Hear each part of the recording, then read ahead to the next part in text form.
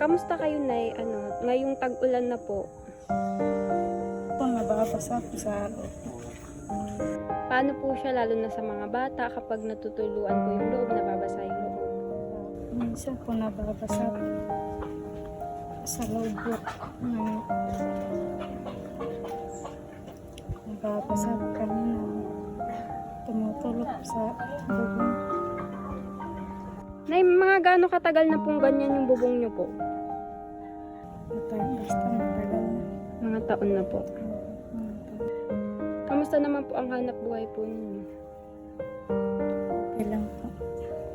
Minsan nagtitinda din po. Kamuti.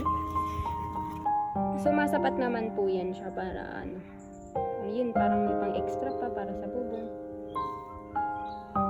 May budget pa po ba kayo para mapalitan po lahat ng bubong po ninyo? Saka lang sa pambili.